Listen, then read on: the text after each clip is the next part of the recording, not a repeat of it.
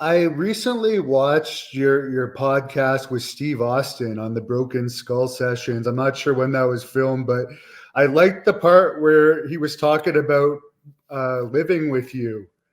Could you talk a little bit about what it was like living with Steve Austin? That would have made an amazing reality show.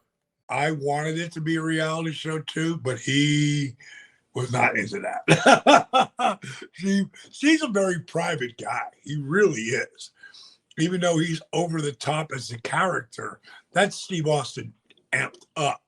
But he's a very private cat.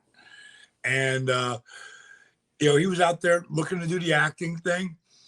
And he would have been incredibly successful. He would have been insanely successful if he would have really wanted it. And at some point, he just didn't really want it. He didn't. It was, but he came out there and he gave it a shot. And he wasn't into.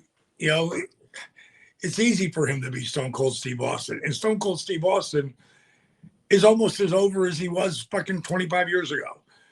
He really probably is even, if he had a wrestling mat, he's even more over. And he proved that not this WrestleMania, but last one. But we had so much, fun in the beginning of us getting together. But it was like Oscar and Felix. And if you ever watched The Odd Couple, I was the Felix character, which nobody would believe. So Steve, that was just, good times hanging out. One of my favorite moments was when I decided to go back to wrestle with TNA. And I asked Rick Bassman if he would, because he had his own little UPW, Universal Power Wrestling, Professional Wrestling or something. Can't remember the name of it. But he had ran a lot of really good shows all over California and Vegas and stuff. And he had a group of guys who were training. And I said, can you send me over one of your boys? And just to pick me up so he can take me there. So I was looking for the place. So I'd like to work out with him for a little bit. So he sent me The Miz.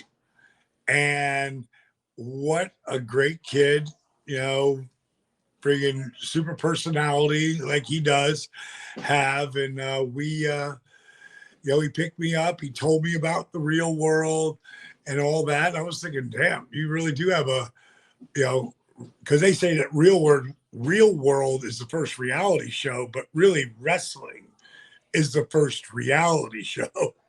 Then it's the real world. And I thought, like, this guy's got the personality. And I didn't realize it at the time, because you couldn't tell, but he had insane work ethic too, like to want to be as good as he could be. And we went there and he let me, bounce him around and take diamond cutters and just chain wrestle and stuff. And then at the end of it, I said, so what do you want to work on? He goes, what do you mean? I said, I'll teach you. It sounds like you got a real passion for the business. I said, let me show you some shit. He goes, absolutely. He couldn't believe I was doing it. And so for another half hour, I showed him stuff and things I thought he could, be better. Let me see how you do this or that. And that night, he's dropping me off. And I said, now he has no idea I live with Stone Cold Steve Austin. So I said, why don't you come on in for a beer? He goes, oh, I'd love to. So he comes in, and who's on the porch but Steve and Kevin Nash.